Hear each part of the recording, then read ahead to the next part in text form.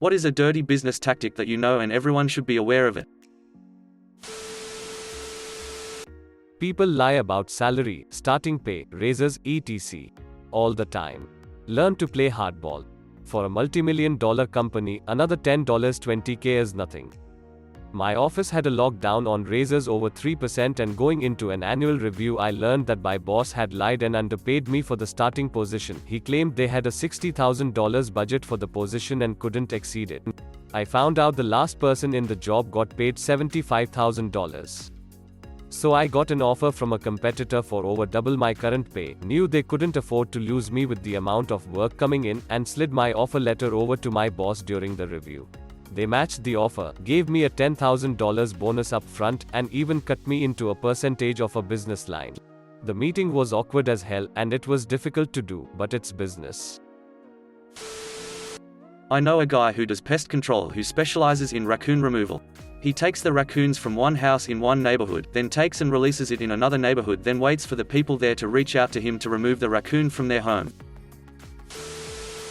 The closing down sale in the shop that never closes down. It's just in closing down sale mode continuously. I'm amazed shops are allowed to get away with this.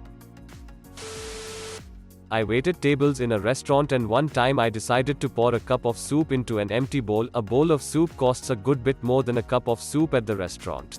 The cup filled up the bowl to the top. The three-tiered pricing approach, especially for things like roofing or basement waterproofing.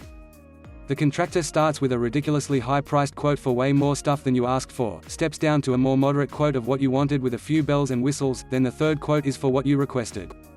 This gives you the illusion of choice and reduces sticker shock, because although your requested absolute minimum service is really expensive, it's only half the cost of their recommended repairs.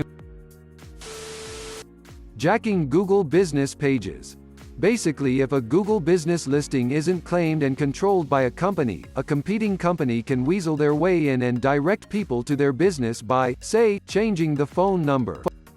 There was an article recently about how drug counselors in the Philadelphia area had it happen to them. Their listing phone number was changed to an 800 number, which directed callers to an inpatient rehab facility in Florida. It was discovered when one of these counselors started noticing his patients suddenly not showing up. He called one of them and found out he was at this facility in Florida. In France it's hard to fire or lay off people, so when big companies need to clean house a bit, they move the office to a new location quite distant from the current one. In the process they reduce the office size from 50,000 seats to 30,000 because they've estimated that amount of people will resign rather than endure a 4 hours commute. But officially, totally, you still have your job if you want. We are not laying you off, but I need you in the office every day. Or you could resign if you don't like the new location. Nestlé did that, and apparently it's fairly common now for multinationals around Paris. Buying a car from a buy here, pay here dealership. You put $500 or $1,000 down, they say you are approved, and you drive the car home. 2 days later the dealership calls and says that they couldn't get you financed at that down payment and interest rate, so we need an additional $2,500 down and your interest rate doubles. If you don't have the extra money, they take the car and your original down payment. This is in us. Always, always, always count every single note when exchanging currency. It's so easy for vendors, particularly smaller ones, to short bills from a stack of 100 or 1,000 and claim innocence when, if called out on it. Buying tickets online and being charged a convenience fee for the privilege of buying it online. Maybe not dirty, but incompetent contractors will often way underbid jobs. So if you request a bunch of quotes, and all the bids are relatively close except for one that's way lower, there's roughly a 100% chance that guy will screw it up and you'll have a nightmare on your hands. Sometimes you get what you pay for. Also, FWTW, if a bid is high, it probably means they don't want the job. Edit. For everyone asking why you would bid high rather than just reject the job, it's considered unprofessional to just not bid a job.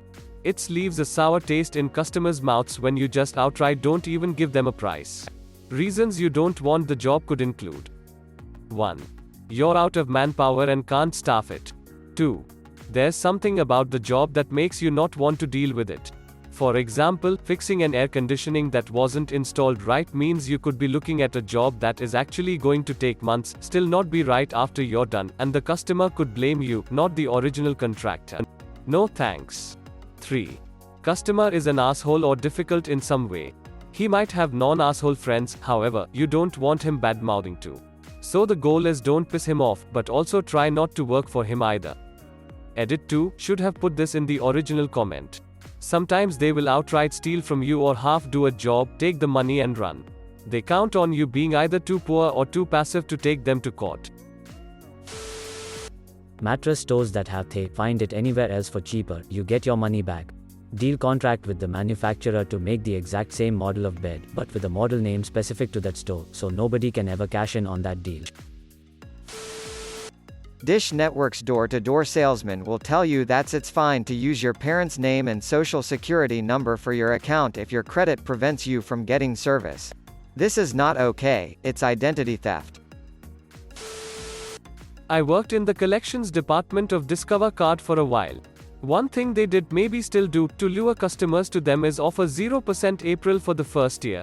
People would jump on this and transfer all their debt onto their new Discover Card, and then the company would conveniently not send the first month's bill. In the fine print of the agreement, it states that if you miss even one payment in that first year, your April will jump to 29.95%. Half of my calls were to these new customers who would then proceed to throw a fit because they didn't ever get the bill, and I had to explain to them that it was their job to know when the bill was due, and sending one was just a courtesy extended by the company.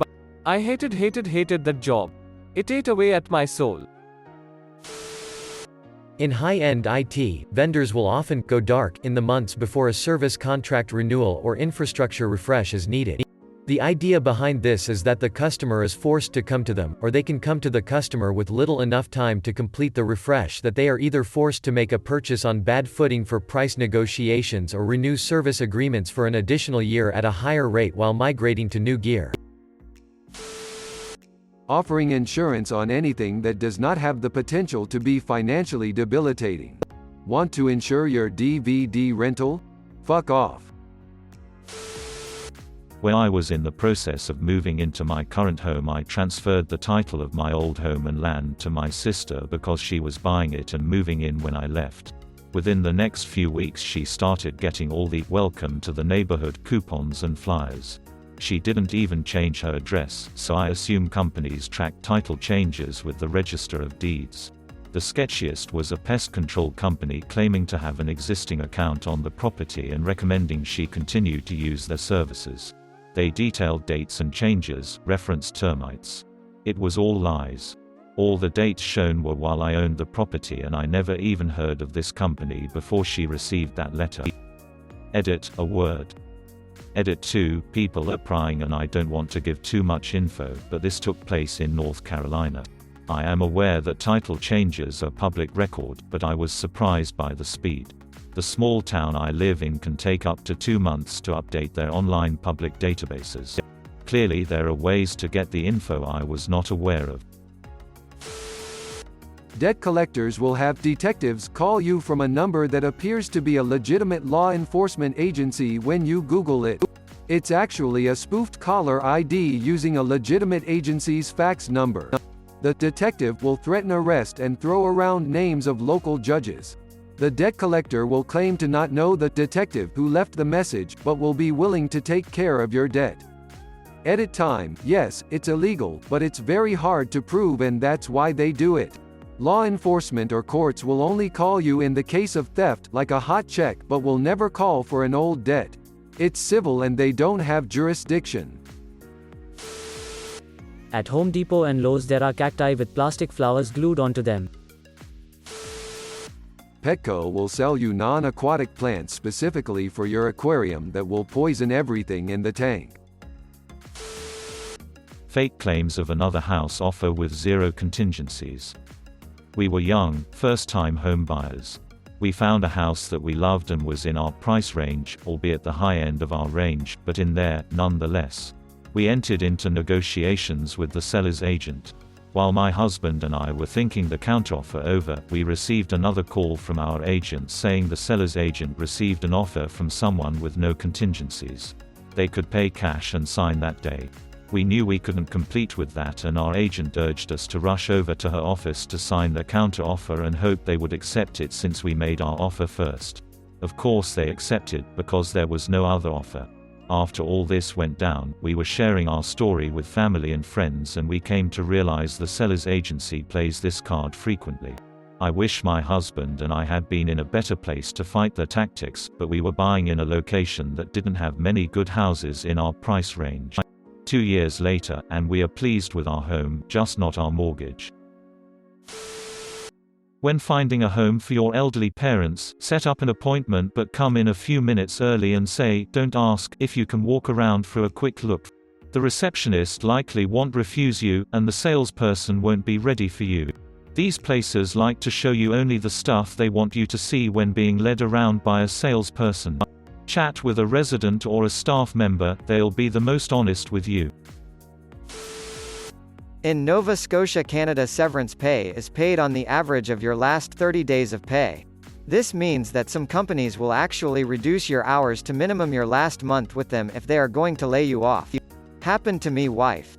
She worked for this company for 5 years, worked 35 plus hours per week, suddenly she wasn't getting shifts. Boom, layoff notice. Happened to other folks too. If you ever get a demonstration of a service from a company, they will always use their very best, most experienced staff, but once you've signed up you might find you've got the dregs that they couldn't foist on anyone else working for you. If you're buying a used car, or any car for that matter, the check engine light should temporarily come on when you start the vehicle. If it doesn't, the dash has been tampered with to mask a potential issue. Consider subscribing.